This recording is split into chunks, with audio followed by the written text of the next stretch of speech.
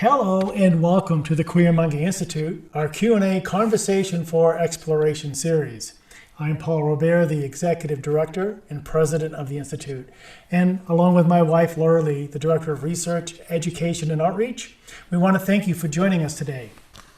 The Queer-Monkey Institute is an independent, nonprofit anthropological research organization with our focus on the study of consciousness, inspired by the groundbreaking work of our founder, anthropologist Dr. Felicitas Goodman.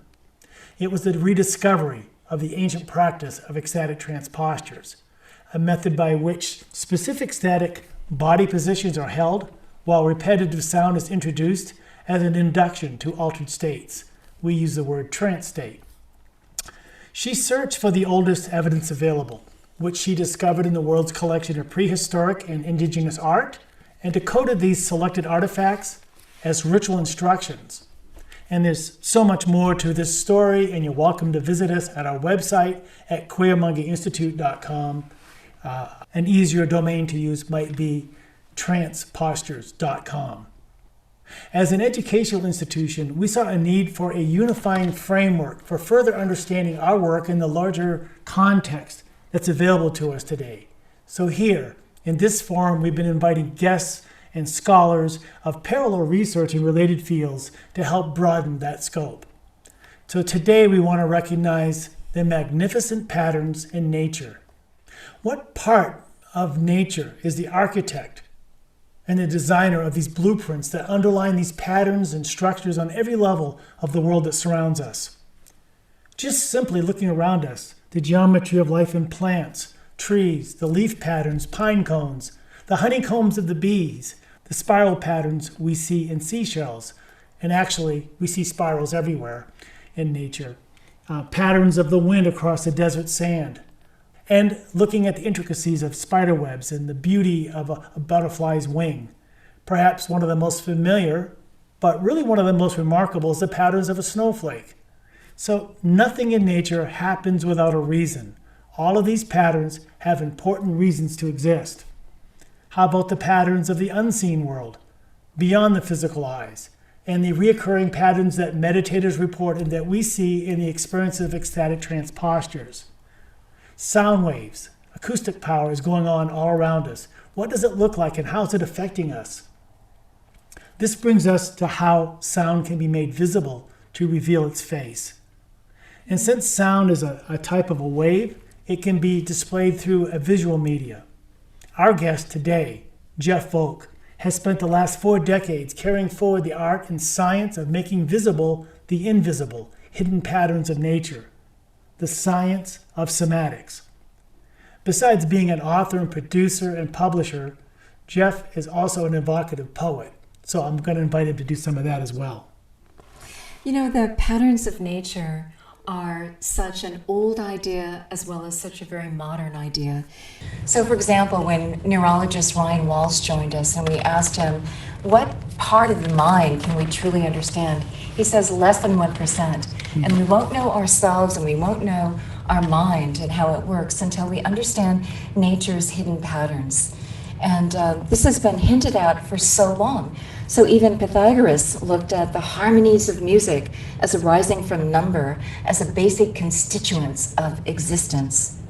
And Plato cited the existence of natural universals, ideal forms of which physical objects are mere imperfect copies.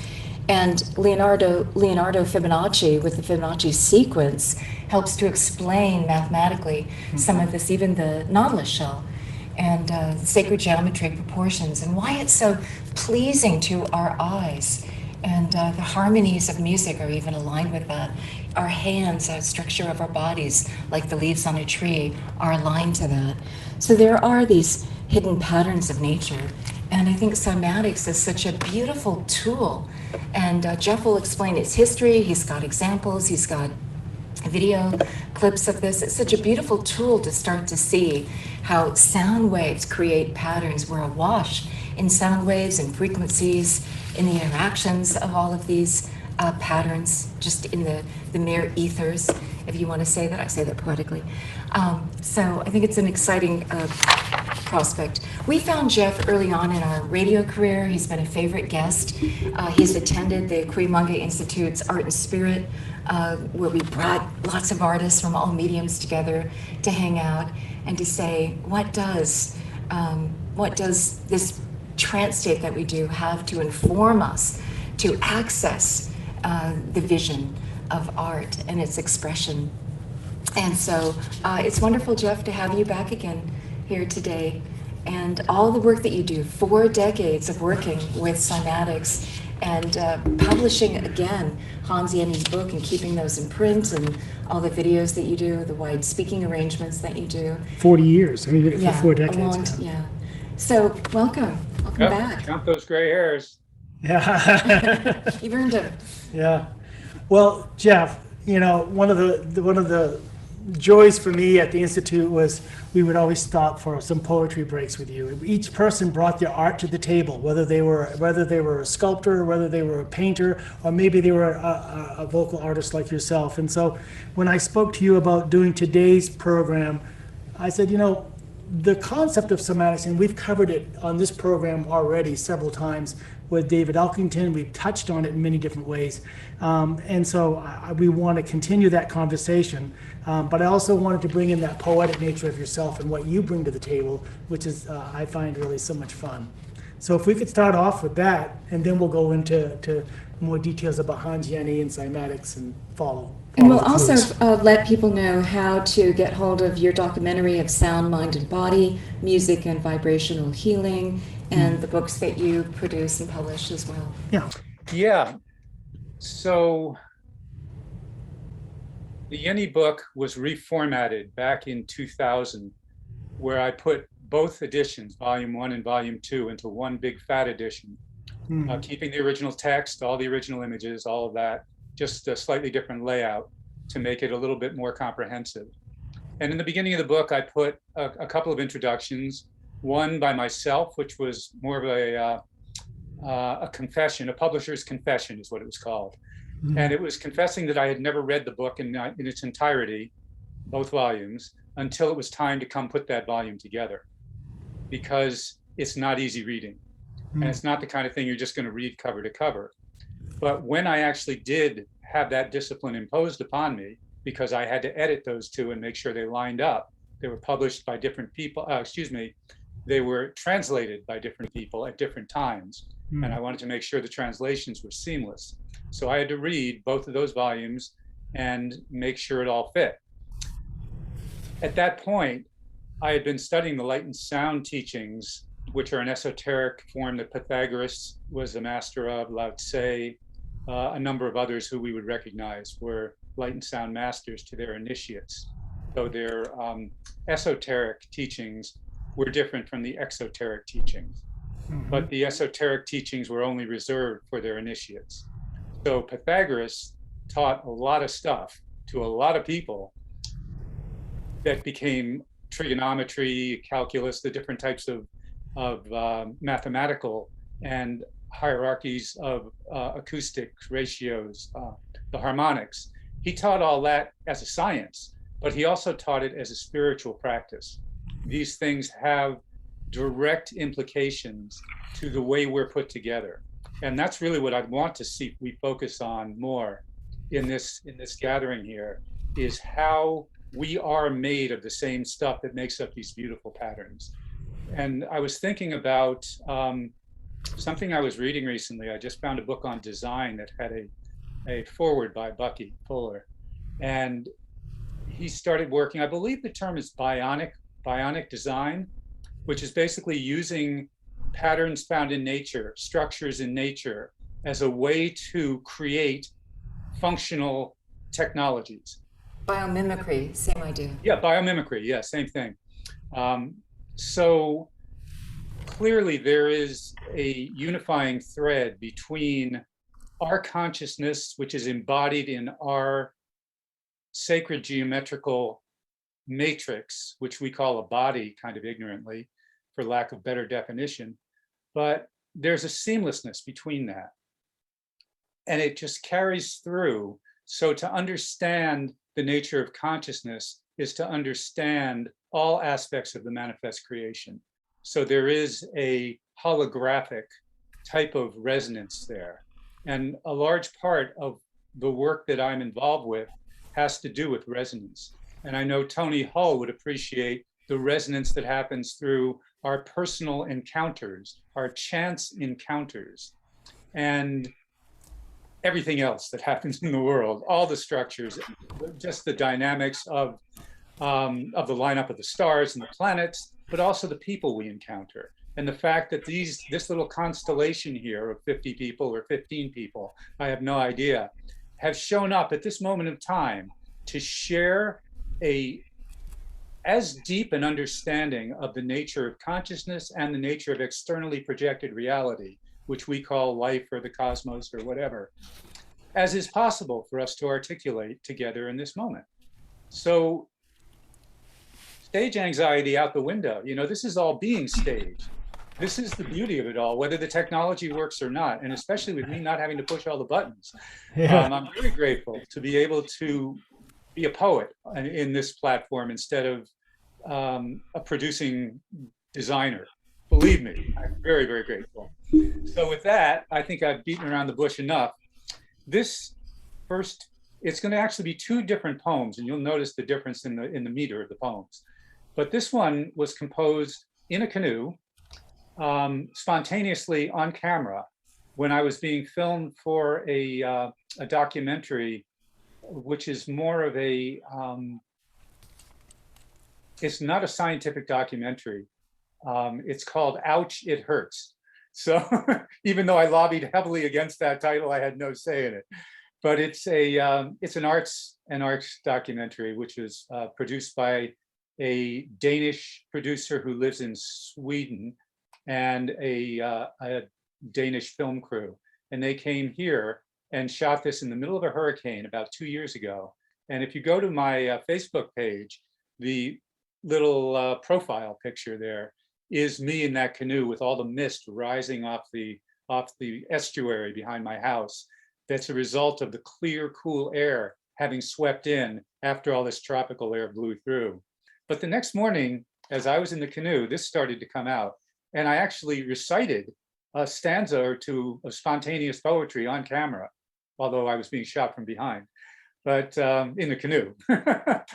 But I decided to rework this and turn it called Seeking After Sound.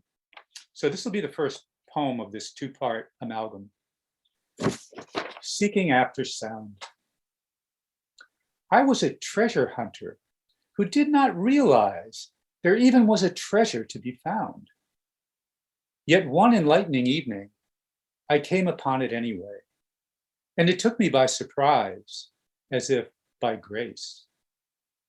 I spotted something silvery that brought me to my knees, exciting me till all I could see was light, caressing glistening crests of waves that broke like dawn upon the surface of the moon or of a sunlit pond. This treasure then revealed itself as her secret she unfurled. The chrysalis, the pine cone, sunflower, all awoke into this world, echoing that distant, silent song that spiraled from the stars to resonate within a drop of dew. What's new? There's nothing new under the sun, yet each dawn reveals the freshest glistening, delicate fruits of darkness. What mystery lies beneath the stars once the watchful eye of day is put to rest and all manner of mischievousness arises?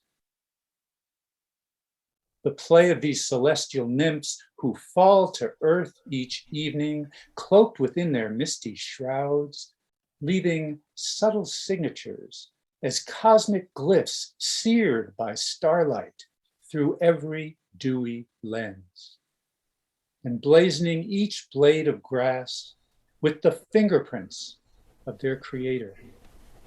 Evidence just barely discernible in morning's vague insinuation of some vast clandestine plot between the zodiac and terra incognita that can only be deciphered in our dreams. Well done. Well done. Thank Yeah. you, Jeff. Thank you, Jeff. We should begin by defining what cymatics is, and maybe your slideshow, Jeff, would be appropriate at this moment. Put some images to the words so we can actually see what this is. What are we talking about? Okay, so what we're going to start with here is Hans Jenny's images, because if you're going to start by talking about cymatics, that's probably what you should. Not defined. He coined the term cymatics. From what? Cymatics. What is it? Greek. What's the It etymology? derives from the Greek kyma, kima, which is wave. So basically, it's a study of wave phenomena and vibration. So in German, it's Cymatic, Kymatik, Cymatic. And the original volume 1, which I thought of it, I could have brought here, has that on the cover, Cymatic. Hans Jenny was a Swiss medical doctor. He lived from, I believe it was 1902 or 04, I forget which, 1904 to 1972. So he spanned most of the 20th century. He was not only a medical doctor, but he was an anthroposophist. Thereby, he was a studier of patterns in nature. He was a studier of all things, actually, because he actually said, once one's eye is open to the cymatic phenomena, you can see it everywhere. So I will start the slideshow now, and you can see what some of these things are. Now, Got it. you got it, and I control it. So this is a small droplet of water sitting on top of a lens. So it's probably the size of your thumbnail, maybe a little bit bigger. In this particular case, the lens is invisible. What we're seeing is the water on top of the lens vibrating, being vibrated by particular sound frequencies in the audible range. So even if there weren't a ring around the water, which in this case there is, the droplet has its own viscosity and therefore contains the droplet as if it were stuck inside a ball or a petri dish or something like that. The viscosity is the surface tension that holds it, that enables a droplet to form. I don't want to go too deeply into that, but what it does is it creates. Can you see the little my indicator, Yeah. cursor? That's what they call it, the cursor. Yeah. So it sets up a boundary for the vibration, which comes up from the center to disperse laterally and then bounce back in again towards the center. So it happens in multiple dimensions, though. Paul, is there any way that you could have me on screen the same time as we're showing this compressed slideshow? You are on screen off to the side. Off to the side, great. So when I go like this, you can see what I'm talking about. Yeah. And then when I go like this, that's another pattern that's happening within the water. And you'll see that as we move from water to, this is slide 8, okay. You would very much see it if this were living in motion, because these things are actually undulating. So there again, we have the water. And this is a matrix that gets set up within the water as if it's a standing honeycomb. We're going to stop that right there, hopefully. I think the space bar will stop it. I think escape will stop it for the time being. Yeah, and then I can go back to them. This is like a whole day seminar, but I just want to hit a couple of points. This, if it were in motion, you would see, follow the cursor around like that. These superficial waves here, you see these here? This is what I do in a fuller presentation as I show video of this, so you can actually see it. But these are standing waves up on top of this dome of lycopodium powder. And the reason he used lycopodium powder is because it's tiny, tiny spheres. Like if you stick your hand inside a, what do you call those chairs? A beanbag chair. a styrofoam bag filled with styrofoam bean bags, and they'll stick to your hands. Well, this stuff is the same way. It's tiny little spherical pieces of pollen. From mugwort? No, that's a Greg Braden mistake. It is the, that's why you remember it so well, Laura. It's in print. It is the spores of a club moss is what it is. Club moss. So these are the spores of a club moss, but they're tiny.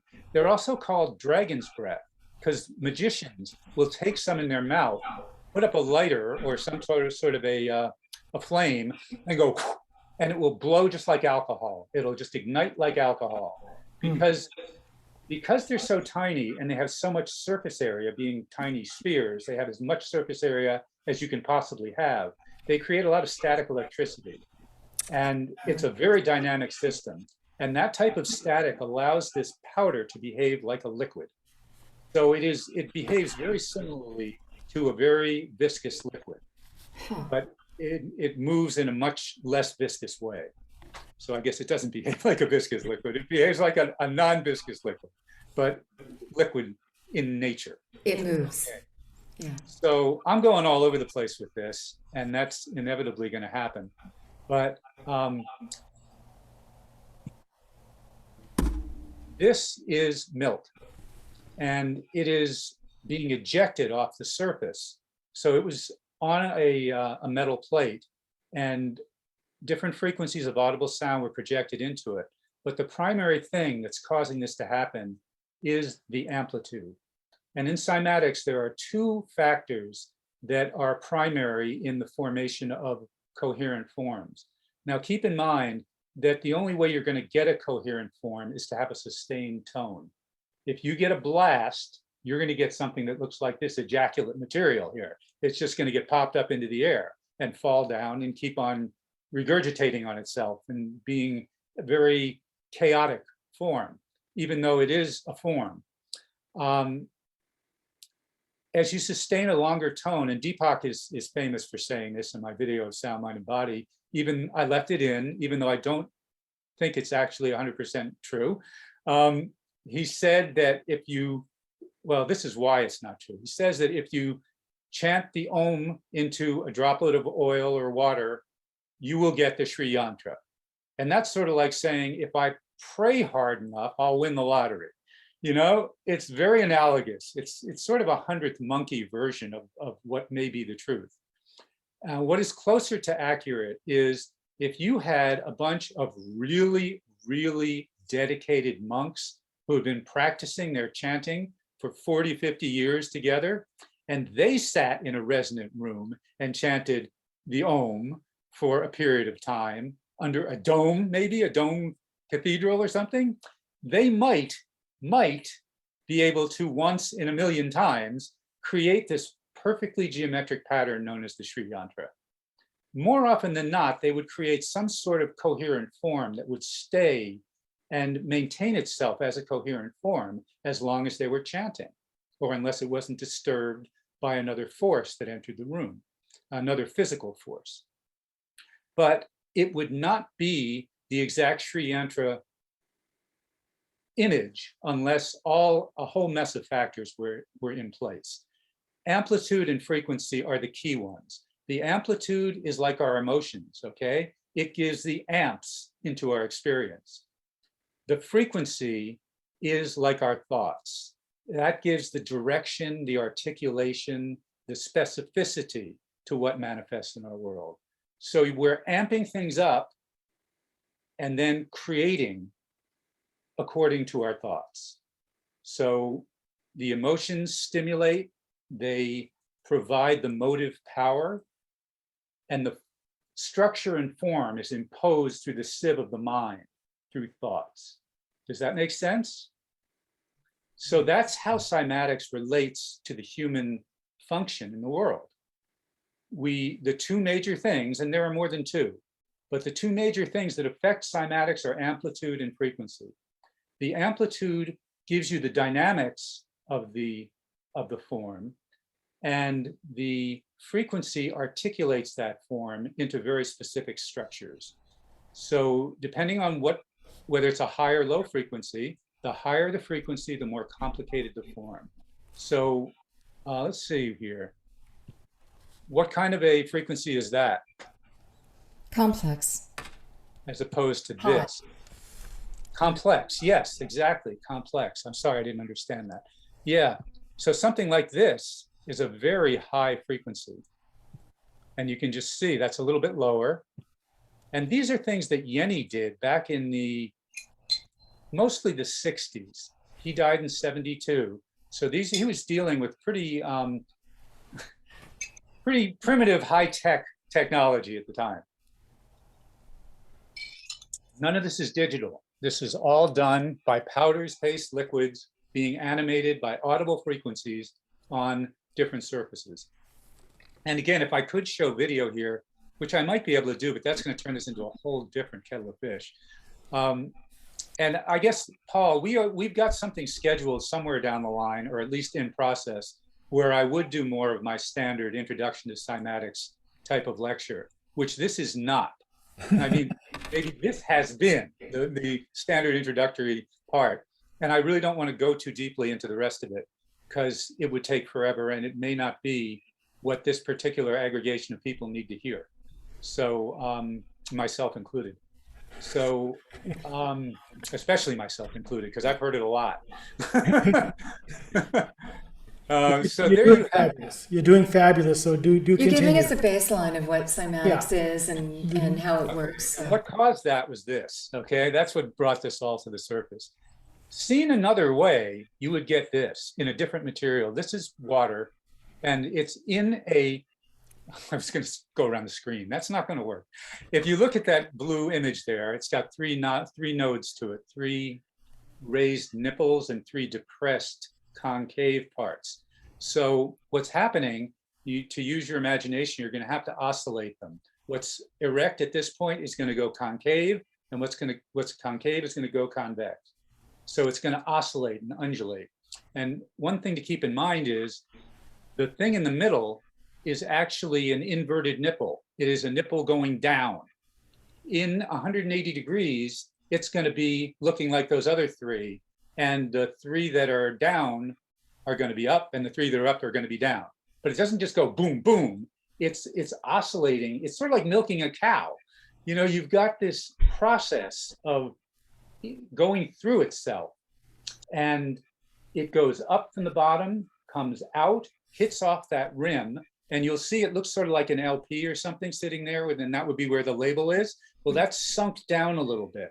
And that's creating a wall. That's creating a boundary that the water, which is being vibrated from beneath, there's a crystal underneath that metal circle, excuse me. And that is pushing that up and down, undulating it up and down. It's getting forced against the interior wall there. And that's what creates the standing waves. So that's the dynamic of this. It's a very complicated dynamic, but at the same time, it's extremely simple in its operation. And it goes through 360 phases, 360-degree phases. So it starts out with what's up, down, and it goes through gradual chaotic phase, coherency, what's up's down, what's down's up, and then go back down again. So that's what you're seeing. And it takes a lot of description and only a couple of seconds of video to see how this works. But hopefully many of you have seen a lot of these forms before. Okay, so if we go to this, you can see what's the dominant phase being expressed at that moment? Amplitude or frequency? Amplitude. And you say that because? It looks a little chaotic, and there's a lot of oomph. There's a lot of power pushing it up. It's actually getting ejected off the surface of the plate. That takes amplitude. You could have all sorts of frequency all you want and never get that thing to lift off. And it is chaotic. And that's the beauty of the dynamic and structural marriage, the phase shifting between what happens with what gives rise to structure, which is the frequency, and what gives rise to the dynamic, which is primarily the dance. Yeah. So they are, they both play effect at all the time. You don't just get motion from amplitude, but it does take a certain degree of amplitude to kick things into motion. And then when you find an amplitude that is resonant to the material, So let's say you find something, oh, here's a good one, like this. You've got an amplitude that's holding this whole matrix in shape. And if I were to blow that up more and more and make it bigger and bigger, it would just continue to extend out. Yeah, it won't give me any more than that. That's all I've got in the frame. But you could extend that over an entire surface, and it would create an overlapping matrix of that. What you're actually seeing here, it's like an MRI. You've got a slice, a focal plane, okay? Because the camera was either focusing down onto it or it was being shot through a lens. In this particular case, it was being shot through a lens, bounced off a mirror, and projected onto a surface. So Hans Jenny's old technology here had him doing it that way, shining light up through a lens with water sitting on the lens like we saw with that little triplet thing. That was dyed water. This is clear, well, this is dyed red, obviously. So the water could actually go, the light could go through it, bounce off the mirror, project onto a two-dimensional surface. So this was that where the camera was focused, on that two-dimensional surface. Bounced up through the lens, across a mirror, onto this surface, the lens was focused, the camera lens was focused on this. So what you've got is a flat articulation of the structure of the universe, nested hierarchies of vibration within vibration, which is what Rupert Sheldrake described it as in my video of Sound, Mind, and Body. How do you leap from structure of the universe to what you see in a droplet of water? How do you make that leap? Good question. Because when you amplify this and when you focus at different planes, you find that these are not just circles and diamonds. Look into the very center of any one of those circles. There are about 4 of them that you can look at the center of. And you can see there's sort of like a holographic iteration again of waveforms within them that's similar to the way they nest together in the non-spherical forms between them. So let's call them platelets and vascular tissue, okay? The round things would be the platelets, and the sort of diamondy shaped things between them would be the connective tissue or the vascular tissue, okay? None of this is tissue, it's all water. It's just liquid, but it's being held in suspension in this way at a specific amplitude and a specific frequency. If you changed either one of them, either the amplitude, it would probably go more into chaos. If you up the frequency, you would get a lot more smaller units, and they might be in a different type of suspension. So the frequency is going to determine the structure, and the amplitude is going to determine the dynamics. Translate that into partials. So if you make slight adjustments in the amplitude, you will make structural differences in the way the whole thing sets up. If you make slight adjustments in the frequency, you'll make great, radically quick jumps in the way the pattern shows up.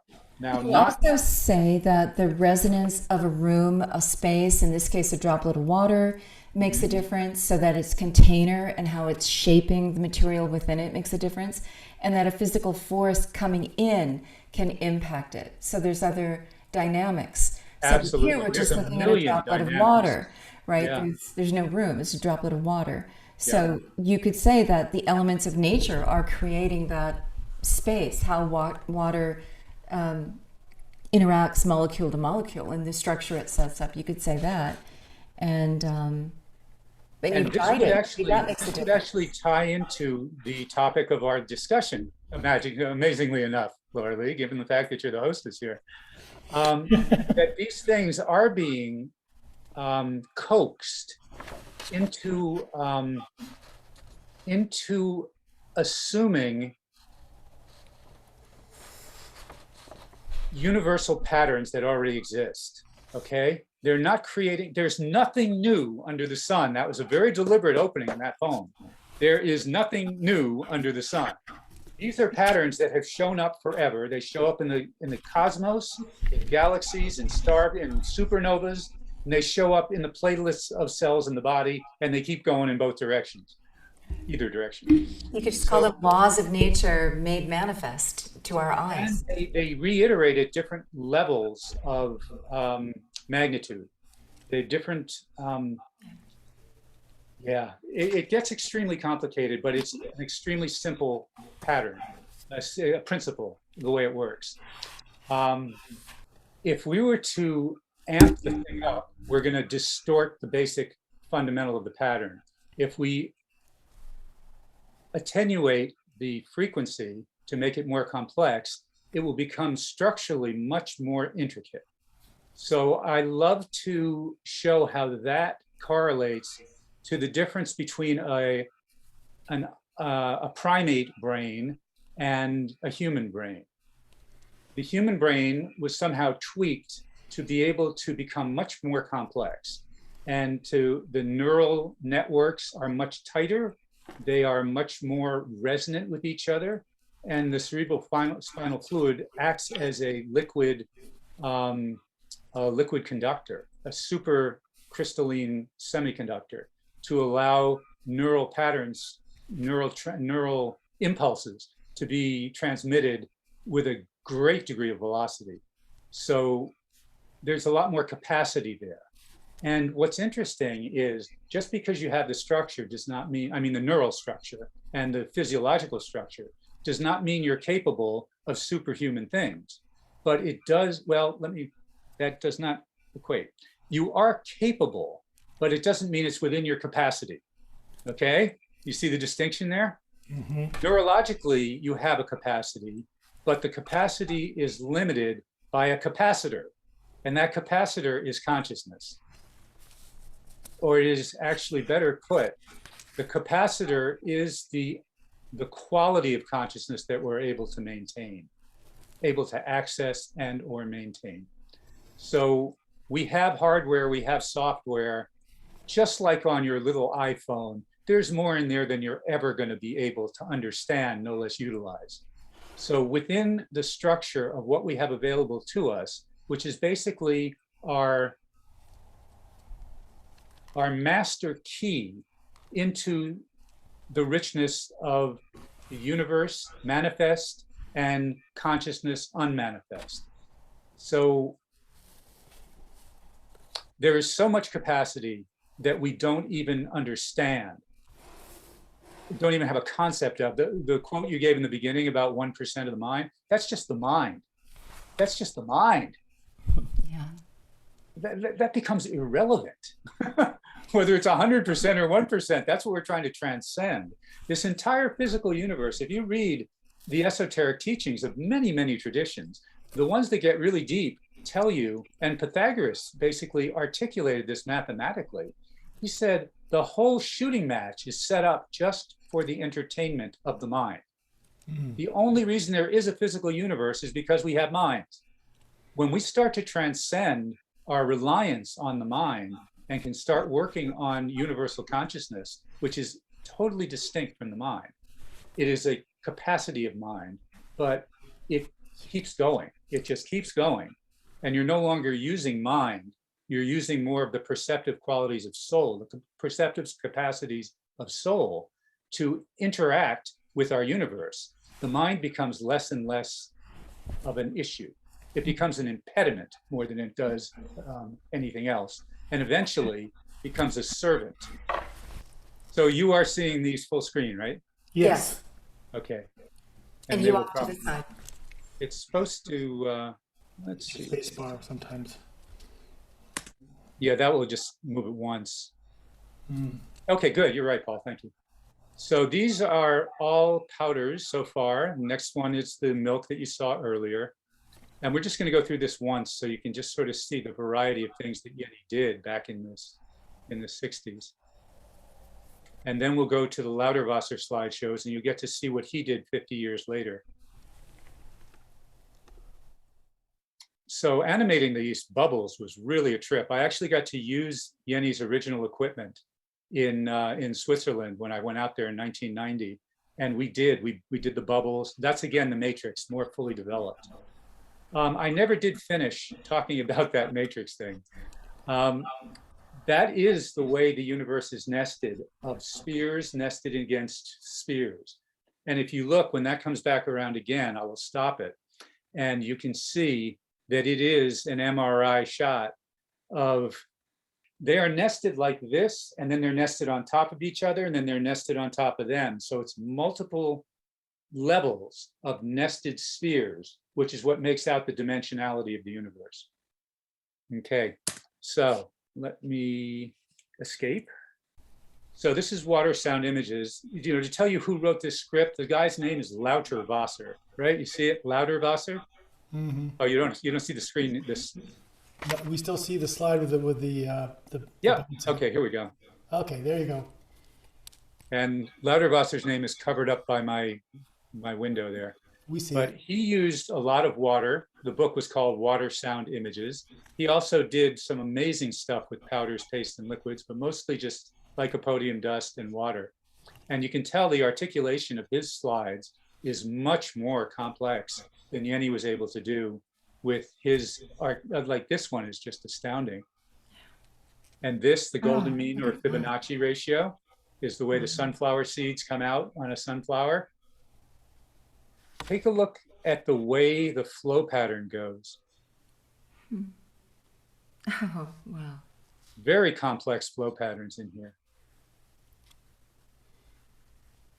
And there is from the side, that's Lauterwasser's crown as far as I'm concerned.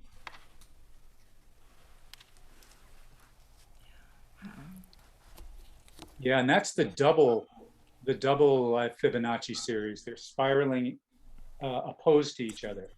And you can almost see, if that were a sunflower, you would see where the sunflower seeds are implanted in it. Just like if it were a daisy, the daisy would be in the center part there. And that's the Fibonacci curve, the golden mean ratio intersecting, a right-handed and a left-handed. Where they intersect is where the seeds are. And in this wonderful, wonderful book here, that for many years I sold as a The Power of Limits by Georgi Doki. I interviewed him. He is Oh, really? the Theodolite. Oh, Yes, he must before have he been. died. And then, yeah, he's brilliant. Yeah. Yeah, proportional harmonies in nature, art, and architecture. He's the one who turned me on to a lot of this stuff. And this is just astounding, astounding work. In art, in our hands, in shells, in, yeah. Here, let me just give this to you. You can just thumb through it. Right? Yeah, Power of Limits. It's still in print. Definitely worth picking up. It is, yeah. And he diagrams it and shows you the proportions of all this. But what is interesting to me is that this looks like a mandala, but it also looks like some of the circular panes of cathedrals and their stained glass. Right. So it seems like various cultures had ways of bringing that imagery forward into some iconic artwork. So. And also, Chris Van Poel mentions that people also see these images as entoptic imagery as well during trance experiences. Oh yeah, we were going to get to that. Yeah. So there are universal patterns that we tap into, and we like to think that we're making them up, but we're sort of processing them, we're decoding them. All you have to do is close your eyes, get that, close your eyes, okay? Look towards the sun and have something like a fan blade going around fairly slowly for a fan blade. I used to have a little thing that you'd blow into it and it would rotate this little dioptic screen that was a light, translucent and then opaque, translucent, opaque. And so it would be basically just flashing at a certain rate. And when you blow into it at a certain rate, slow enough that it matches up with the pulse waves in your retinas and your brain waves, it would create these patterns, these just amazing patterns, all different colors. They come out of nowhere. And, this is our nervous system on oscillation. well, it's a Milky Way galaxy providing that spin of the pinwheel as well. Yeah. If you want to scale it up. Yeah. And of course, the pulsations, the waves coming from the sunlight. So all these things are interacting. When you think of things as being so simple as light reflected off an object, it's not that simple. There's an incredible oscillation coming to create the light, and there's an incredible return cycle, almost like the backflash of lightning coming off the reflective surface. And then in between them all, you have these pulsing iterations of standing waves. I want to point out that probably the most common form that we see in our ecstatic trance posture state is the spiral. Right. And people experience it kinetically as well. How do they experience it They're swept kinetically? up by spirals. They are dancing in spirals. They see spirals. They're swirling through the tunnel in spirals. Spirals we see everywhere. Yeah. So. Not surprising. I know we were supposed to do this as a way of signing off, but I think it's good now. Because I've been talking too much, and it's No, you have not. No, not at all. I object. do you have, you're doing just further perfectly. images? Yeah, show them to No, us. we're going to continue. We got questions for you, and yeah. But if you would like to take a poetic break, you're welcome to. I would. I think it would go very well right here. Okay. It's called Eternity Waves Goodbye. Oscillations slap the shore. The surging surf awakens. The wake of a long past voyager whose small tsunamis splash against these stony faces, who are not moved by tides, the moon, nor even those effusive emanations that spiral ever outward, sometimes earthwards, artifacts of some celestial supernova that blew itself to smithereens ages ago, long before this sea even had a bed where it could dream of waves. Eternity wave goodbye. You know, it does look like fingerprints of our creator. It does. It looks like, I've always been fascinated by the elemental table and how it's just The periodic table. how, Yeah. thank you, the periodic table of the elements, thank you. And how things just come together and how atoms want to arrange themselves and interact and all of that. Those are patterns, those are geometries right there in our substructure. And Yeah. and how you put different combinations together, you get different effects. It just seems like fingerprints of the creator. If you're finished with the slide, you can take it down and we can continue having a conversation with you. Do you have more visuals you want to share? You're welcome to. I'm just asking. Okay, let's see, end of show. Let's see what happens if I click that. Yeah, so why don't we take a few questions? Okay. Look at the chat room here. There's all kinds of discussions Somebody going on. said, how do you explain the resonant tones that come off of a singing bowl when you activate it by rubbing the beater around it? Right. A singing bowl, it's producing sound waves and it's in a matrix of the shape of the bowl, and it's got the resonant material, which is the crystal of the bowl or the metal of the bowl. Well, sounds like you're doing a pretty good job describing it, Laura Lee. You want to keep going? That's my job. That's my job, Jeff. Yeah, no, I'm serious. I'm not a physicist, so I'm happy to have other people talk about the physics of it. And Yeah. it's basically, just as you're saying, it's friction. Yeah. Well, let me just describe the way Yenny did it. Most of us in this audience are old enough to remember the phonograph. Basically, what Yenny did was he didn't reverse engineer it, he reverse designed it, reverse implemented it. So the phonograph works on a principle called piezoelectrics, okay? Which simply means pressure creates an electric current. Okay. It only does that on something that is structured on the elemental table in such a way that it can do that, like a diamond or even carbon under a lot of pressure. So it has to be structured in such a way that pressure is going to be distributed all throughout the thing along certain vectors. And then it starts to create a current, okay?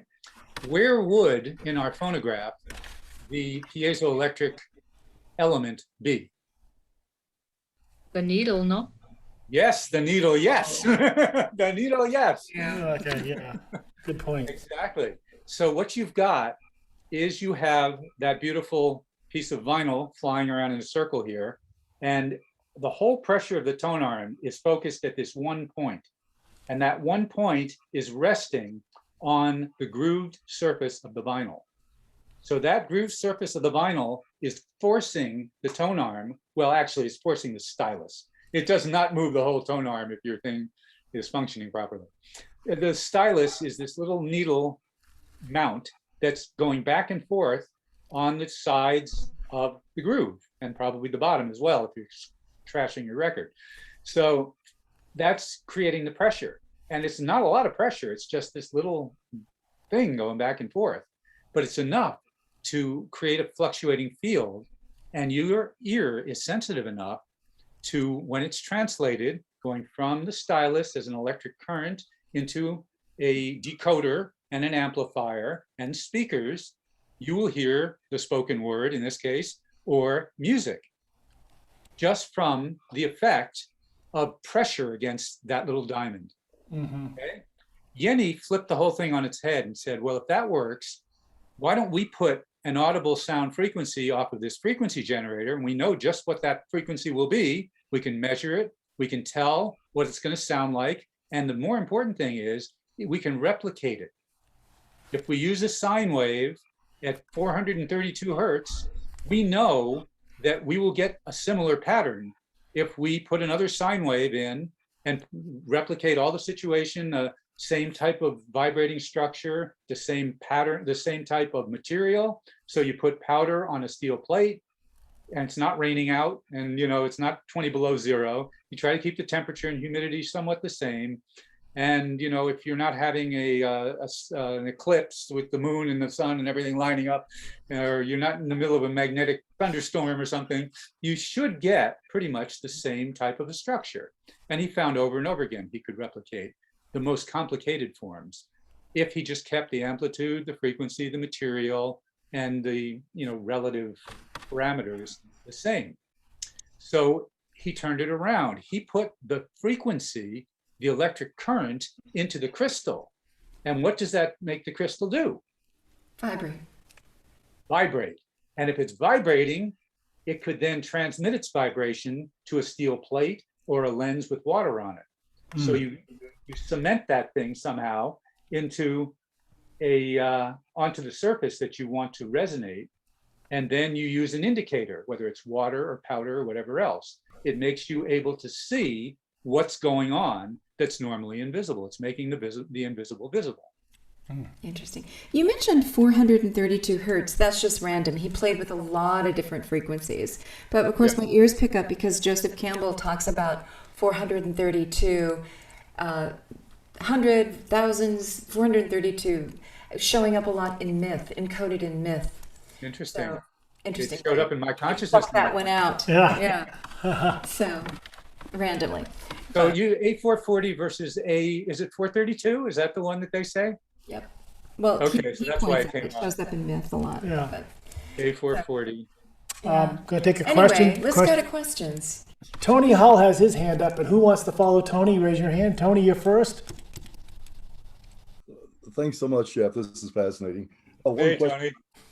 I have is a tone generator is not necessarily perfect. There's a bandwidth to the frequency. Uh-huh. I'm wondering if you are seeing a difference when you use higher quality, narrower band tone generators versus what may have been available in 1960, let's say. Yeah, clearly there would be, for every advance in technology, you have an advance in what you can derive from the perceived phenomenon. That said, there's something to be said for direct perception of the singing bowl, as opposed to endless analysis of the minutia of the dispersion patterns of how the things react to that experience. Do you understand what I mean, Tony? Yeah, yes, of course. So yes, the bandwidth certainly would affect the wave, whether it's a square, a sine wave, a triangle wave, all of those things would affect how things show up. And the difference between Lauterwasser's images and Yenny's images is, more than anything else, the advance in technology. Lauterwasser's a third generation photographer. His father was a portrait photographer, so he grew up with cameras. And he's always been fascinated by forms of nature and became an anthroposophist because of the studies of the physical world.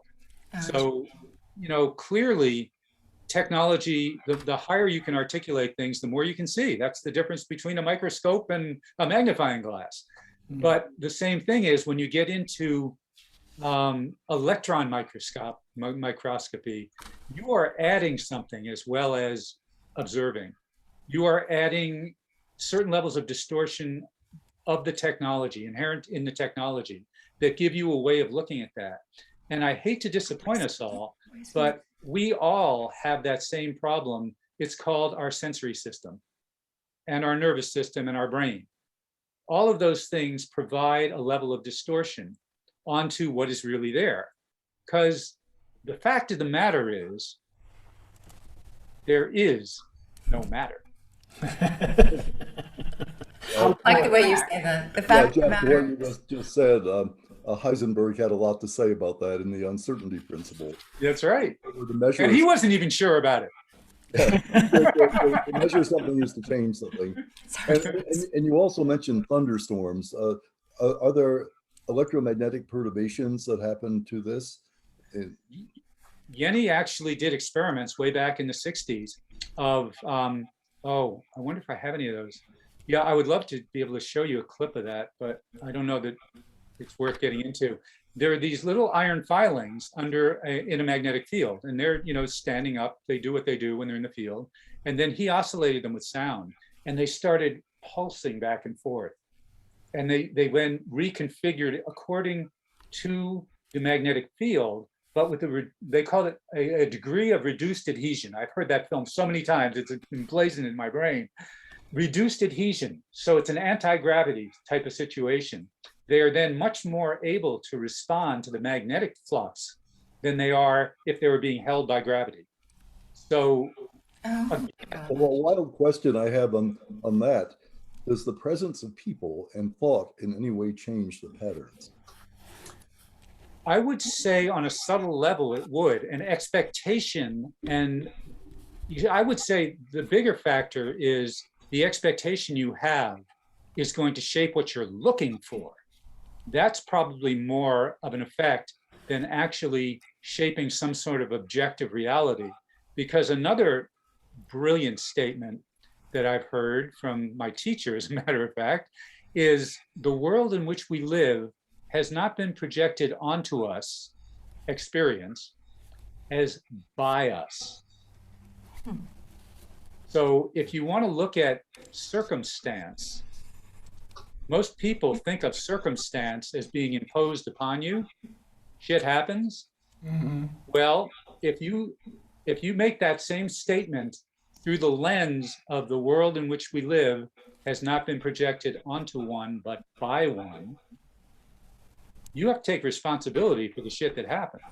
Maybe it's a two-way street. Yeah. Maybe it's a dynamic process. Maybe we're interacting with the universe. Very much so. And I want to get into that a lot deeper in a couple of minutes. I just want to define circumstance from a cymatic point of view first. Mm-hmm. Take a stab at that. It's very simple. Just break the word up. Circumstance. That which shows up, circum, the stance. Your standing wave container. Yeah. That's what shows up, circum, the stance that one maintains. So the stance becomes the amplitude, okay? It becomes the factor that is setting up the resonant world around you, okay? So we could call that stance your attitude. If you're a loser and you identify yourself as a loser, you're going to have a lot of loss in life. You're going to be generating a field which is essentially dissipated because you're not believing in your own capacity to be the creator of a successful life. So that's the stance. The circum is going to be all the shit that happens in your life that reifies the belief that you're a loser. And it works the same way in the other direction. Maybe a little more difficult. It's a lot easier to create the destructive capacity. In fact, in most things, it's easier to create the destructive than it is to hold together the creative. It takes a little bit of energy. It takes focus. It takes fortitude, and it takes discipline. And all those things can be very easily dissipated. Thank you, Tony. And I want to also mention that the feedback loop. So if you've got a crystal bowl, and what you mentioned just a moment ago, Jeff, was that it's generating a tone, that direct perception of something generating this pure tone, and you know that it's implicate standing waves and patterns on us, and then we hear it as beautiful, we hear it as resonant, we enjoy that sound, that it has a feedback loop on us. And so we note, oh, that's beautiful, I want more of that, and then you're interacting with that. It's shaping you, and you are feeding it back, and you've got a circuit going. So you could also mention that what we put around us, the activities around us, what's in our environment, we're setting up loops. So Very much so. Very much so. like Churchill said, we build our house, we shape our houses, and then they shape us. That container, that idea of the circumference, the what we surround ourselves with. We're building a container. Or the first thing you showed is that standing wave. That's the container it operates in. So the same idea. So we have a lot of control over that, like you're saying. I also heard an insurance agent tell me that they actually track people through that have a lot of bad luck, that some people do walk around with like a dark cloud over their head and they attract bad luck. They account for that in their insurance actuaries. And I bet they do. I bet they do. I was fascinated by that. Yeah. Yeah. So be one in right relation. That's what all of this work is ultimately about. Being in right relation within yourself and your universe so that you get the flow of coherency. And it would manifest itself as blessings, good luck.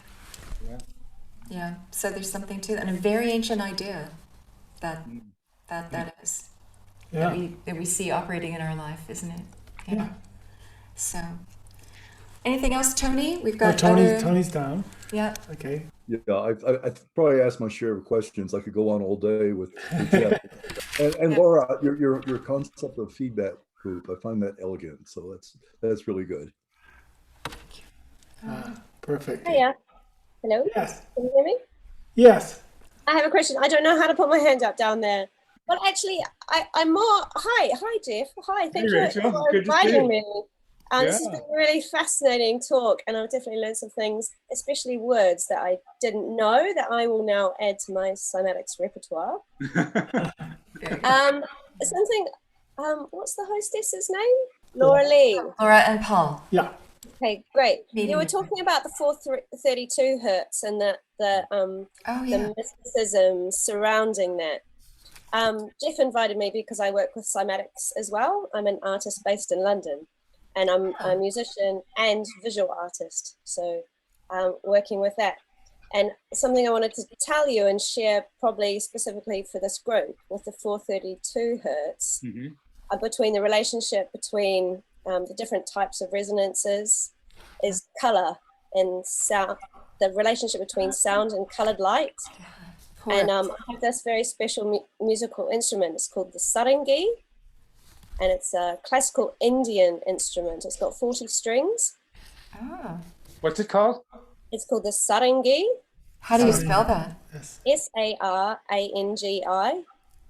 Oh. And so it's got, the reason why I bought it when I was in India is it's got three or four strings that you play, and then it's got like 36 sympathetic strings. So they only start resonating when the other strings are being played, and they resonate in sympathy, but like a harmonic higher note. And on the night that Ravi Shankar died, which was probably about 6 years ago or something like that, very famous Indian musician, one of the most famous Indian musicians. I tuned my entire instrument to 432 Hertz because it is known to be a very special frequency. So I thought I'd give that a go. And I sort of put out this intention. I said, you know, Ravi Shankar, I'm playing for you, with you tonight. And I sort of calculated all the frequencies to be able to, you know, because a musical instrument, you've got like E and A and D and G. So I calculated the numbers and frequencies to be able to tune these 40 different strings. Mm. And so as I was playing it, it sort of sounds like a cathedral. But I saw in my mind's eye this spiral vortex of a rainbow colored light spinning off the instrument, like, you know, as if I was seeing it in real life. Interesting. Yeah. So it does relate to cymatics. I think, you know, when we're thinking about frequency and sound vibration, you know, there are some very incredible magical frequencies that interact with our own brain. Yeah. And I do think that 432 Hertz and the correlations of harmonics within that frequency, like logarithmic frequencies, and the, you know, if you calculate the maths between those numbers, yeah, magical things do and can happen. And I think especially in relationship to color within the mind's eye. I just wanted to offer that to you. Thank you. That was beautiful. Yeah. Yeah. Rachel, yeah. I wonder what note 432 is, and what color it would correlate to. It's a frequency. Every note's a frequency specific, every color is a specific frequency range. I just wonder. Anyone Well, knows? 432 is a flavor for A, because the A440 is the standard orchestra tuning, and the A432 is the harmonic. So if you use the Pythagorean or the totally harmonic articulation of notes as being divisions of wavelengths, as opposed to just the divisions of a keyboard, see, that's what ended up having a unified scale, is that we had keyboards, and you can't, when you just had stringed instruments, you could always tune them together. But once you have keyboards and horns and things like that, you can't just change the pitch and make them all correlate. Mm-hmm. So the big thing about this is there is it's not a theory, and it is not a proven truth, but there is a widely circulated story that I think it was Goebbels upped the frequency during the years in 1940s to further heighten the anxiety and supposedly the controllability of people by jumping from 432 to 440. That's what remember in the very, very beginning of this thing, I talked about that documentary. That's what it was about. It was sort of not debunking it, but just sort of using a storyline to explore that a little bit.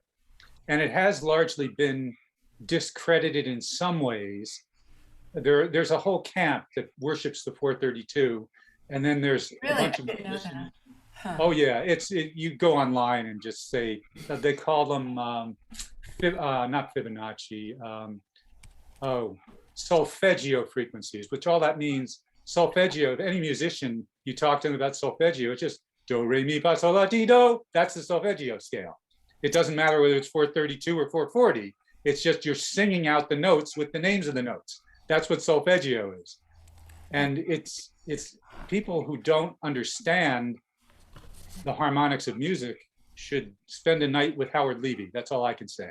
Howard Levy is the harmonica player for the flecktones. Fleck and the flecktones.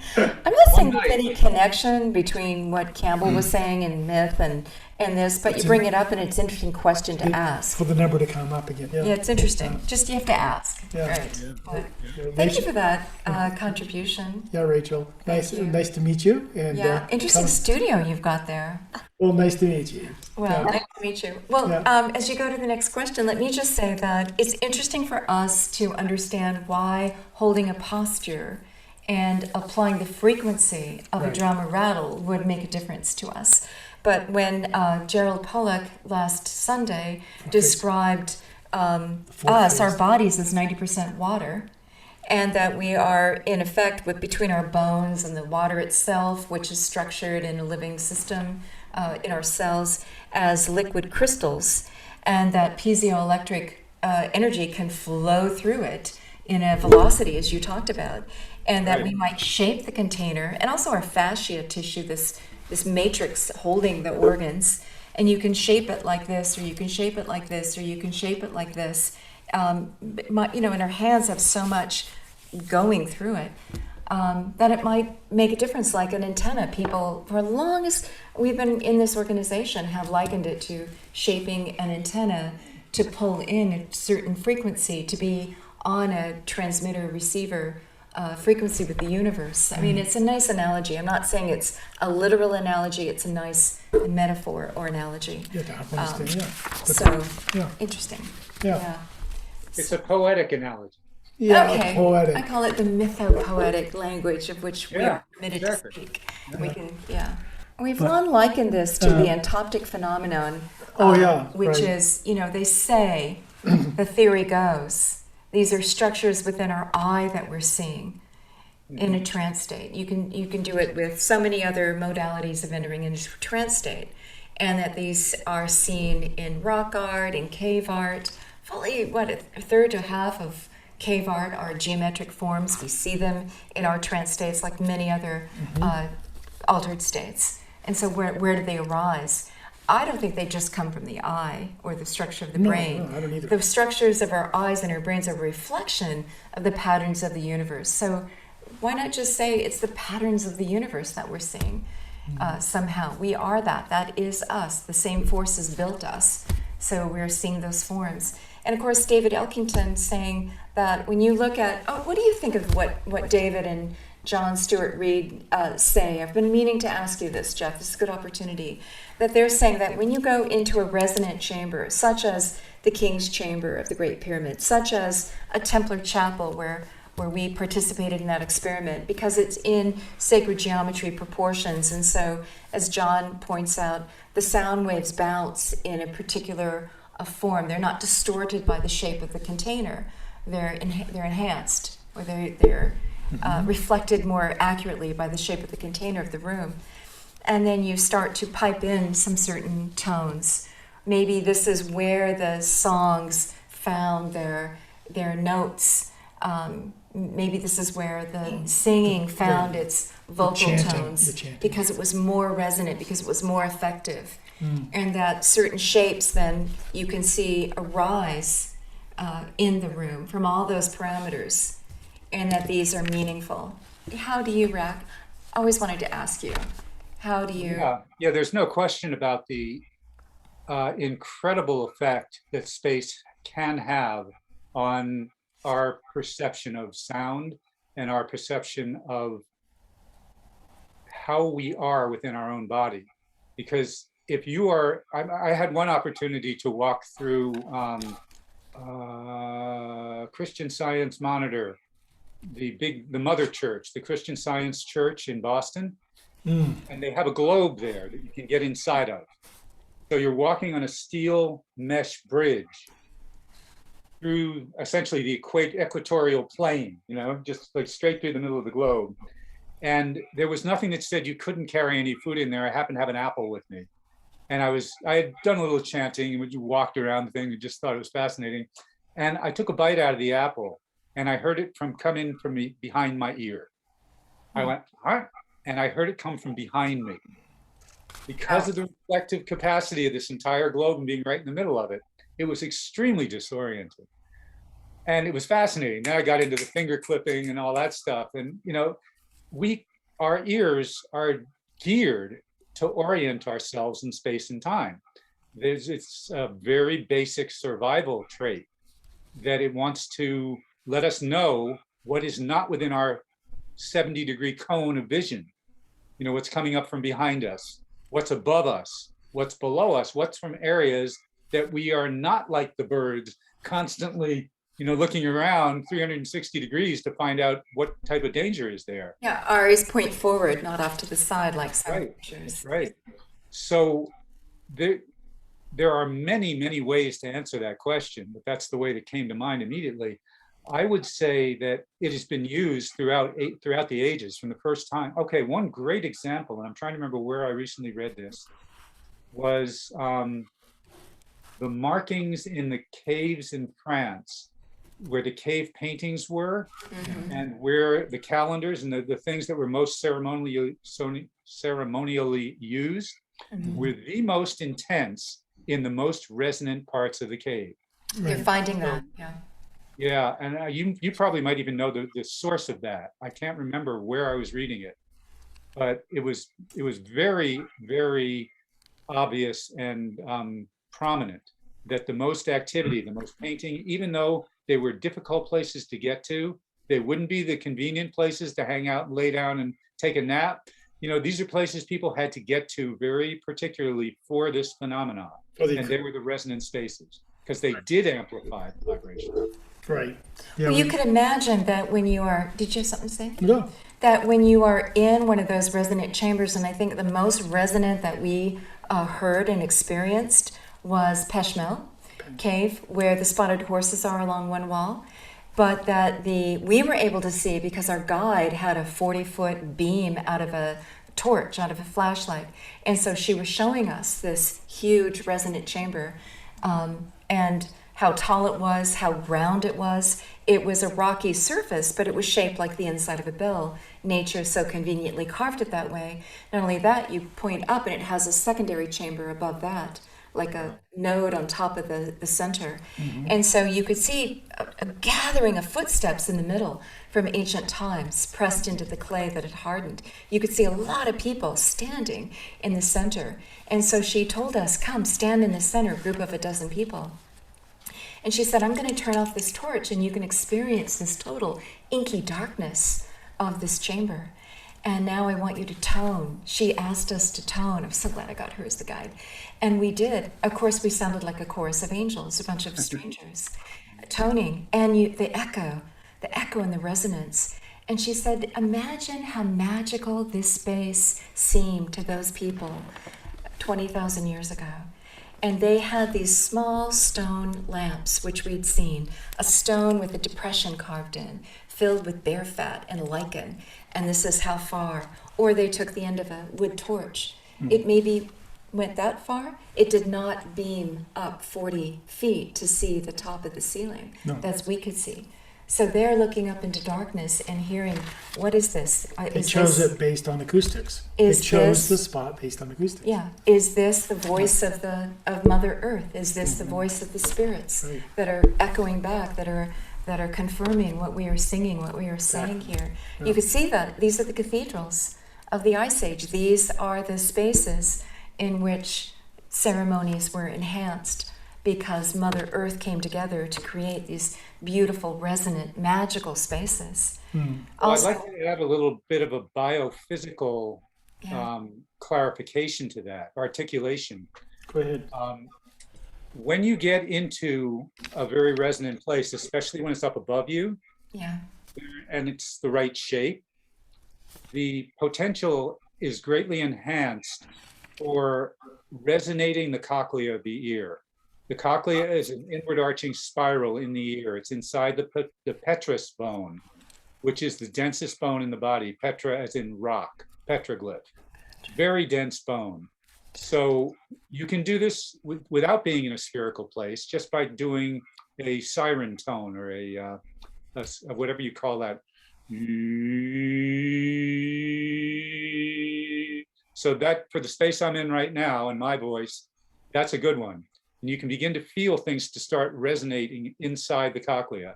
You go up and that harmonic ratio of the spiral winding in itself is continually responding to degrees of resonance. And when you hit something that amplifies the external resonance in concurrence with the internal, or in consonance with the internal resonance, you then are at one with the universe. You're feeling very much in the groove, in that space of vibration. It is it's the same phenomena as the wine glass or the singing bowl, but it's happening internally. And then what's even more interesting is when you work with that and start to entrain your brain waves into that same load of frequencies, you're creating an internal consonance between what's within and what's without. And that is, it's sort of like being in a an anechoic chamber, something like that. It's the exact opposite, but at the same time, it has a very similar type of effect because you are bathed in the sound and your brain waves are coming into alignment with all of these frequencies at a very fundamentally pacifying way. There is a chamber, a very small chamber in one of the Egyptian temples. We went with John Anthony West when he was alive. Yeah. And he, one by one, there was room for one person. And it was kind of a spiral chamber. And he said, stay there. It resembles the cochlea of the ear. It's shaped like it. And if you sit still for a few minutes, you'll hear your own heartbeat. You'll hear the blood rushing through your ear. And indeed you do. In a whoosh, whoosh. Yeah, that's an anechoic whoosh. chamber. You set up your resonance with the chamber's resonance. And by the way, we are chambers built in sacred geometry proportions, as Georgi Diozzi in his book, The Power of Limits, points out. We are constructed in that proportion. We are a resonant chamber. And so that's... We are many resonant chambers, actually. Thank you. A series built one inside. I mean, you've got the cochlea, that's one resonant chamber. You've got the skull, that's another. You've got the long bones that conduct waves. Yeah. You've got what's called bone conduction. Cymatics is the term about bone conduction as opposed to air conduction. So all of these things are functions of resonance. Yeah. With a liquid matrix flowing through it on a cellular level, with a piece of magnetite tuned to Earth's magnetic field in our ethmoid bone, as David points out, Elkington. I mean, we're amazingly designed for this. Looks like Rachel That's wants all to I'm sure all life is. Rachel wants to add one more thing, and then Please, Rachel. then we'll go to Sharon after that. Yeah. So you're talking about, you mentioned Gerald Pollack and his fourth state of water, which is a crystalline state of water that we have in our bodies.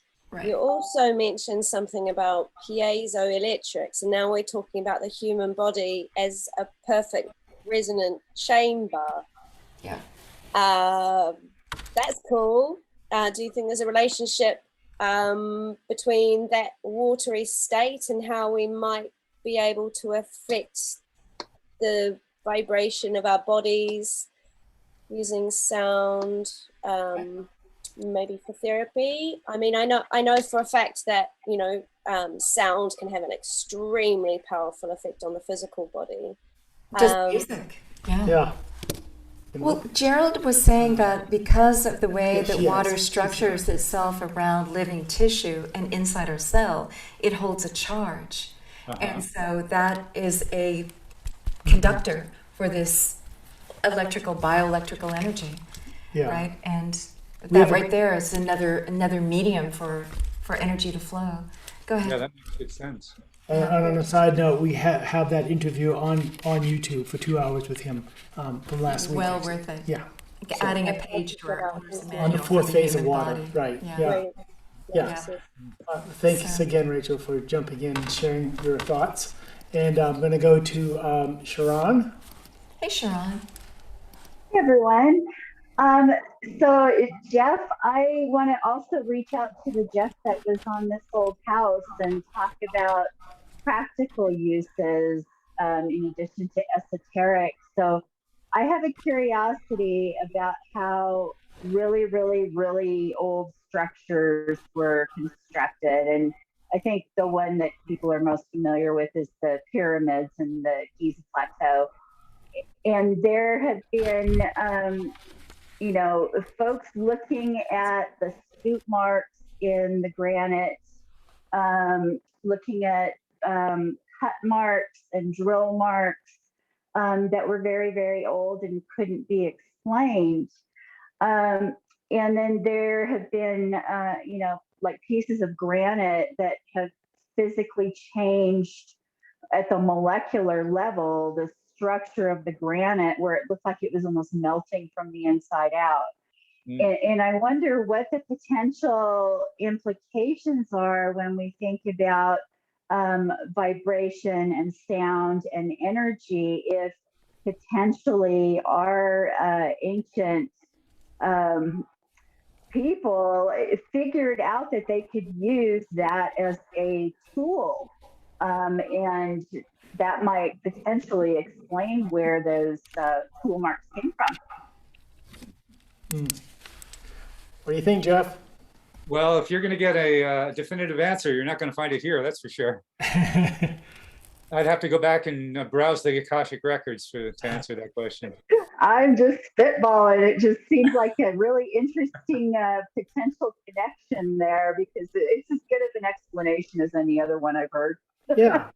If you want to take a look at the Colosseum, I think it was, where they carved, intentionally carved what we would call Helmholtz refractors, because Helmholtz is I think he was a 19th century German physicist who mapped not only that out, but a lot of other, well, in that particular Colosseum, the Greek Colosseum, it was the person situated on the stage could speak probably softer than I'm speaking here.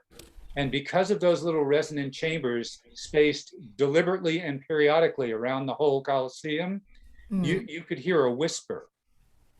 You know, and I don't know how many thousands of people that thing held, but you know, it's a total anomaly in terms of, you know, it had to be done very intentionally, and it was quite Clever insight into sound engineering, wasn't it? Very early. Oh yeah. And clearly it was done a long time ago. So this knowledge was something that was esoterically known, not widely known, and not known very much in engineering of the time, but it certainly was known in the esoteric engineers.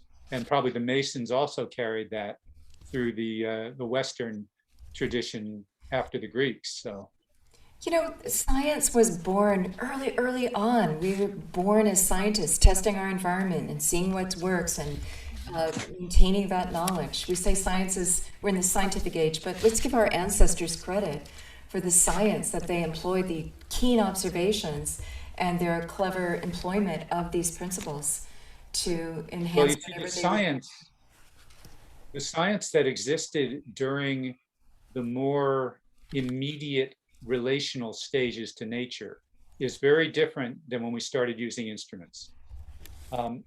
It's sort of like the difference between analog and digital.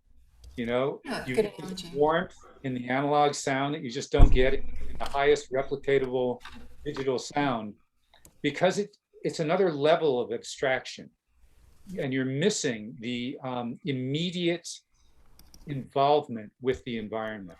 It's being coded and decoded, and a whole mess of stuff is happening in the digital analogy, digital analog. But in making this what we're talking about, and I don't want to say more primal cultures, but I think that is a good way to say it, that cultures were more directly related to nature, had a different way of accessing a scientific understanding.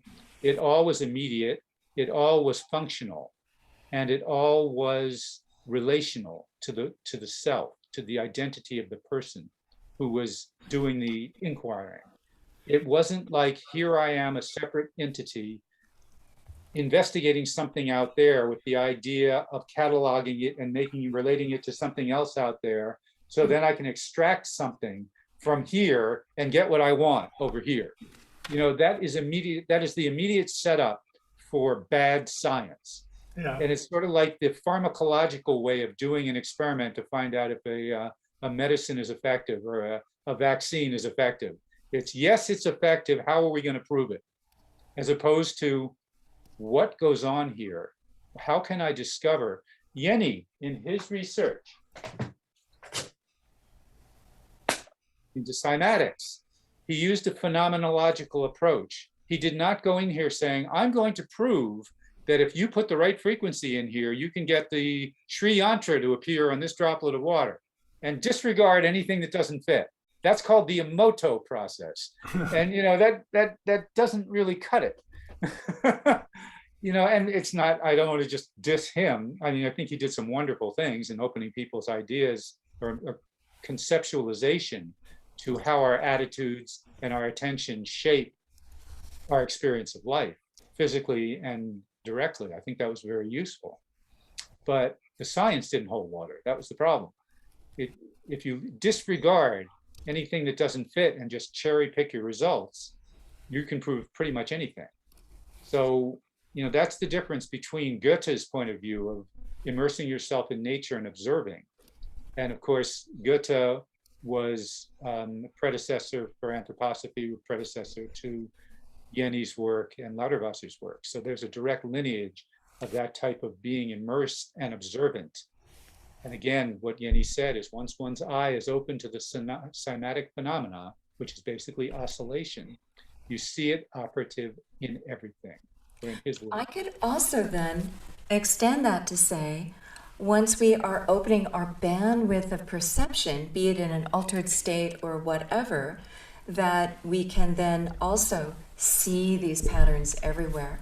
There's many ways of opening that bandwidth because our eyes and our ears and our sensing apparatus are really tuned to our waking state here, aren't they, to navigate this so-called physical reality, as you point out. But what if we could, what if we adapted to see the wavelengths of matter, of energy flowing through us? What if we had a sense to discern that? Wouldn't that be interesting?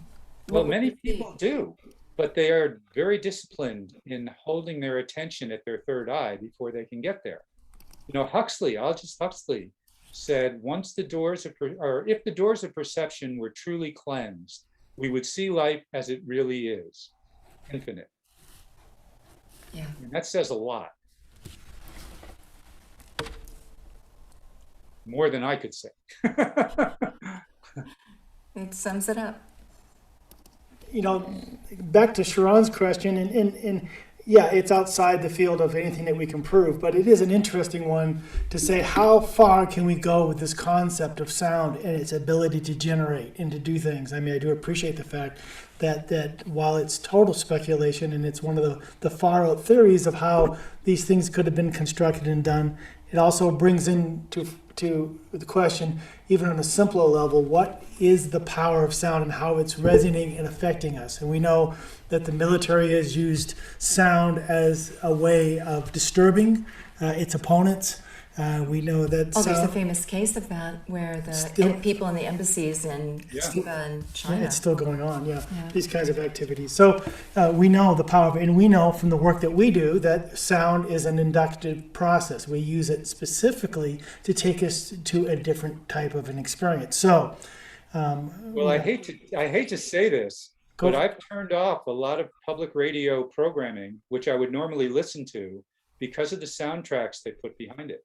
And I'm not saying that this is unique to public radio, but they've been affected by the culture. When you start putting high, rapid, anything higher than a resting heartbeat, pulsed environment, a sound, you hear they do this when they want to get you tense in movies. They put in a quicker beat, like the whale, the shark film. Jaws? Where the shark, Jaws. Right. You start with that beat and it gets faster and faster. And immediately you go into a state of cardiac arrest and some type of pulsing up, everything gets nervous. I mean, I've heard this repeatedly. Yeah, well, even something like the hum on your computer when the fan kicks in, or the refrigerator when that turns on, or just the RF that surrounds us all the time. There is an incredible amount of dissonance that we have to deal with. You're right. And that is not natural to human state and not natural to any of the states that we're talking about. Or apply it intentionally and for the benefit. And you don't recognize it until, for example, when the power goes out and your house is totally silent. No refrigerator, no buzzing, no nothing. It's just perfect silence, and you experience. Unfortunately, we get to listen to everybody else's gas-powered generators kick in. You're in New England, everybody's got generators. Yeah. Right. Yeah, I hear you on that one, though. Totally. We, We have a couple minutes. Mandara, did you want to turn on your mic? Did you have something to share? Or was that something, Jeff, that you had wanted to? Yeah, actually, it was back then when we were talking She's about. on. Her mic is on now. Hi, Okay, cool. Mandara, I just need to say this though before we do this. This thing that you wanted me to recite here, yeah.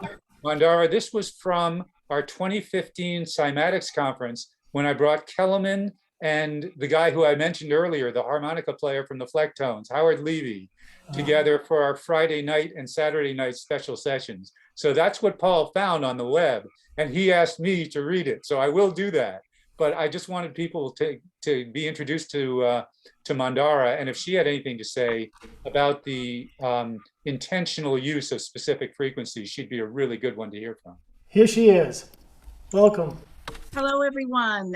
So great to be on this call of like-minded people. I have been using cymatics and cymatics principles in my work for the past 20 years. And actually, I'm celebrating, let's see, my 20th anniversary of meeting Jeff Volk this year. So yeah, I use sound specifically for therapeutic applications. And if you've heard of the work of Peter Guy Manners, I was gifted his body of work. And so I create a very specific delivery system that projects those types of frequencies directly into the body for a very targeted approach to therapy. And so we have some really great results. And if people want to, they can go to my website and check that out. But the thing that is really so powerful is and as you've been speaking here, I've been on the last 40 minutes. It's really once your eyes are opened to cymatics and the cymatic principles, your life is changed. You slip into the cymatic universe is what I call it. And, you know, for years I had annual cymatics conferences to do my very best to wake people up to this amazing principle. And it's just a really important concept that can be applied in every aspect of your life. And as we use it in with Cyma Technologies as my company, we not only use the targeted therapeutic approach with a device, but we also, and I've commissioned John Reed to make visible some of these healing sounds, and we use them as meditations to help feed that etheric blueprint that we have surrounding us. Right. And I know everybody on this call knows exactly what I'm talking about. And Laura Lee, you did a beautiful, so elegant description of how we have this very, very intricate dance with the world around us. We're co-creating our whole existence. So anyway, thank you for all the work that you're doing. Jeff is a longtime friend. Rachel, it's great to see you here too. And all of you who are contributing to my cymatic experience. Oh, beautiful. Nice to meet you. Beautiful. Yeah. Put it in the chat room. Yeah. Your follow-up. Oh, and speaking of chat room, Jeff, your books are out of print right now. Your video presentations, is your website up to date where people can log onto your website? They can log on to the website and see a historical indictment of my hopefully decreasing level of ignorance throughout the ages. Well, that's where he will post. Yeah, we'll have you back. Here's what we'll do: when you get your stuff published and you're back on top of things, we'll put you back on again so people can find you. I know I went to Amazon today, and your books are hundreds and hundreds of dollars now because they're out of print. There's only 6 left to buy. So yeah. No, they're not. But it is in process. People are writing. John Reed is writing a sort of a testimonial about his experience with cymatics. John Beaulieu, Barbara Crow, who is the head of the emeritus at this point, music therapy instructor, professor at Arizona State University for many, many years. Christy Van Poel, yeah, could we? Because we started a little late, so we have a few more minutes. There she I make is. use of every moment we have here. Okay. There you go. There she is. Hey, Christine. Hi, Hi. Jeff, this was absolutely fabulous, and I will plead ignorance. I'm kind of new to some of the stuff you're talking about, but I have so much I could ask and so many thoughts. I'm looking at my notes where to start, but one of the first things I found in the 1980s was I had this really awesome professor of anthropology, Janet Frost, and she worked in the Polynesian islands. And she told us a story in the late 1980s how the Polynesians would go out and start chanting, and they would chant into the ocean. And as they were chanting, that would cause the waves of the ocean to come inland and roll to hit their crops where they wanted the water to fall. And I've always thought about that over the years, what mechanisms were working that we as humans could gather in a big group and sing out the ocean and bring in the rains. And I thought during the first part of your lecture, I kept coming back to that. So I love that. Mm. Yeah, and I think a lot of that's what you were talking about. And then we've been talking a lot about trance. I don't know, call me crazy, but I think that maybe there's another sense that we have hidden that we don't fully understand. There's been a lot of neurologists that are now studying with MRIs and other cool gadget that in shamanic trance states, the eyes and the ears are disengaged. It's as if we're not seeing or hearing, and we really do see something in the mind's eye. And so with other lectures we've had with Cuyamonga and elsewhere, I think that maybe there's another dimension there that makes us see the beautiful in topics and a sense of understanding that maybe there's another wave of science coming, no pun intended. I think so. Sorry, I can't help myself. Yeah. Thank you, Christine. Well, look at all these patterns that you see on your pots behind you. Yeah. Look at what these cultures were Worldwide glyphing. indigenous, Yeah. worldwide indigenous cultures kept doing this, and why were they writing it all down? How are they picking it up? Okay. Because we have the instruments within to pick the stuff up. Right. That's Exactly. Right. Thank You know, I have no academic background in the sciences, but I did get a degree in anthropology, which I thought was kind of funny. That's my favorite degree. Yeah. Yeah, wonderful. And as I was going through my final year at Syracuse University, I discovered, I guess it was when I was a junior, that the Moog synthesizer, the original Moog synthesizer, was in Franklin Morris's office and set up as a studio. And I got the 9 o'clock to 11 o'clock p.m. time. Nobody else came in till 9 in the morning. You can imagine what you were doing. Yeah. With those Off in the ozone with the Moog synthesizer for 12 hours and a thermos full of coffee. Well, that's interesting. Anthropological study. Yeah, that's anthropological study, yeah. All right, thank you, Christine. No, I just have one quick comment for Christine. What? So often when we're deep, deep, deep in that state, we see without seeing. It's a different kind of seeing than your visual eyes. It's not through the visionary center, but you're seeing, you know exactly what's going on. It's like seeing Sight without seeing. without eyes. And we can hear without hearing because we know exactly what's going on. It's like you're receiving messages, but it's not like you're hearing it through ears. It's not going through the channels. It's just appearing, like welling up from within, that you see, that you hear, that you know. So I think that is what our experience is. And if there's a neurological sensory test that we're seeing and hearing without it going through the regular channels, that may be what they're picking up neurologically.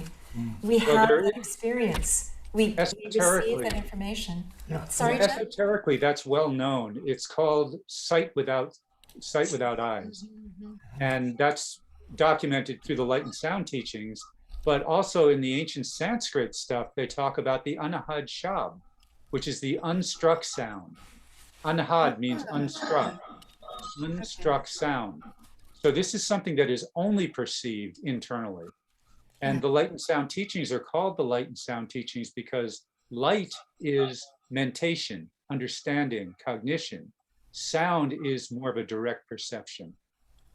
And it can be called love because that's how a lot of people experience it emotionally, but it goes beyond the emotions. It goes beyond the mentation. It goes far beyond that to start to perceive these things in terms of their visceral qualities. And then further yet, you start losing body consciousness altogether as you perceive these sounds. And you become sort of like we were talking about with the cochlea in the resonant sphere.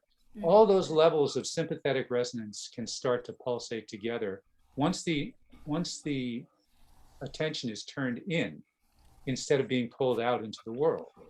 So that's the big difference between science constantly drawing the attention out into observation of external phenomena. And even what Jenny was doing was that, but he had the added part of bringing it back into one's own level of perception and not staying out in the analytical realms. But if you bring it into the science of sound, the true science of sound, you're drawing the attention ever, ever inward. And I've got something. Christine always stirs up some good stuff.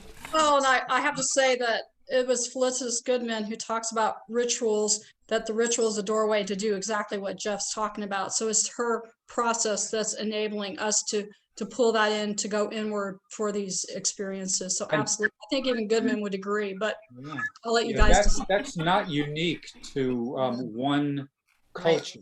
It is It's all over. It's universal. It's a And there's so universal. many avenues to engage that. Yeah. Yeah.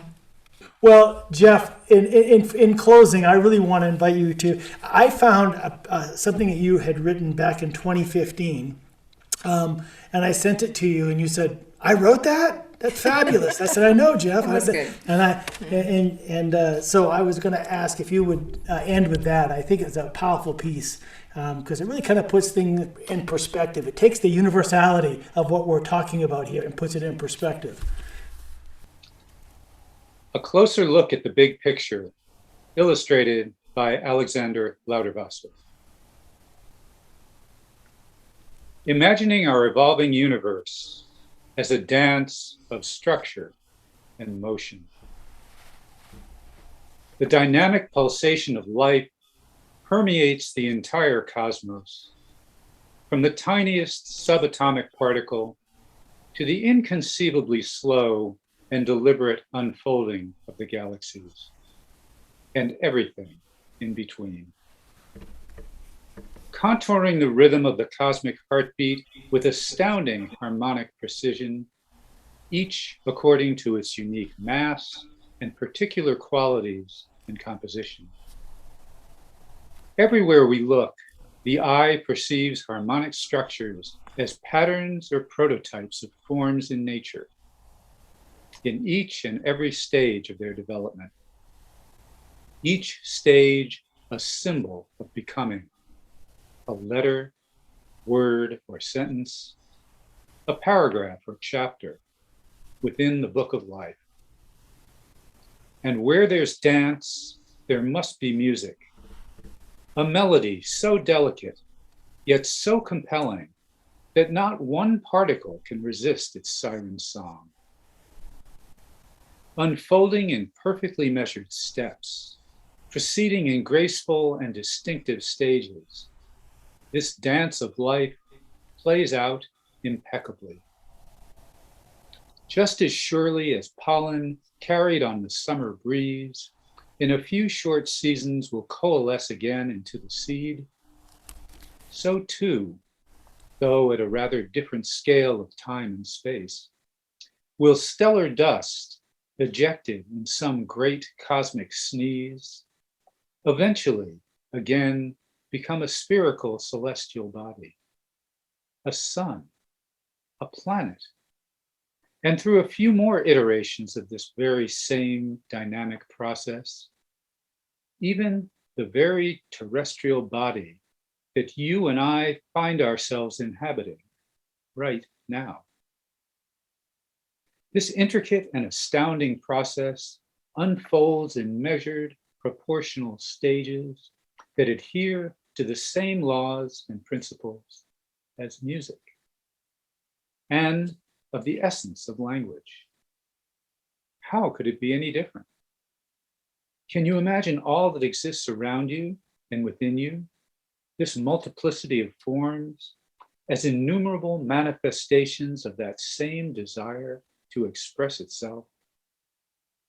just so we might enjoy the evidence of our own existence. What a trip. What a trip indeed. Beautifully put.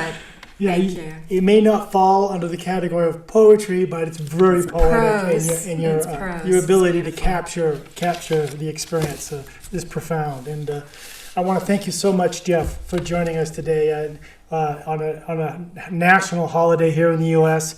And a lot of people are looking to go picnicking or doing something. And in fact, we had a large audience come to listen to you and talk about cymatics and the patterns of life. And so how powerful is that? So. And thanks for all the decades of work that you've done to make this work more accessible and interesting and meaningful to each and every one of us who are living these patterns.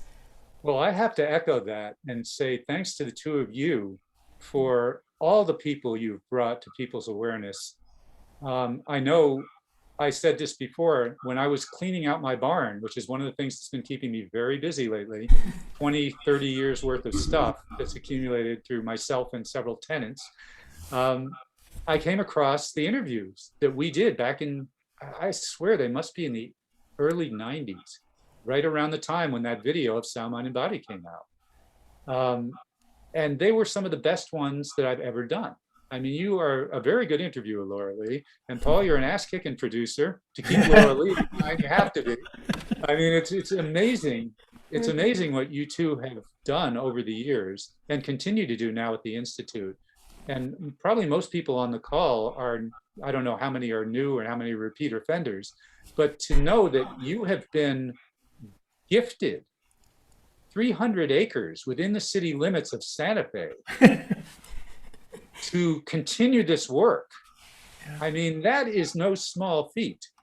So talk about carrying on a legacy. Thank you very, very much.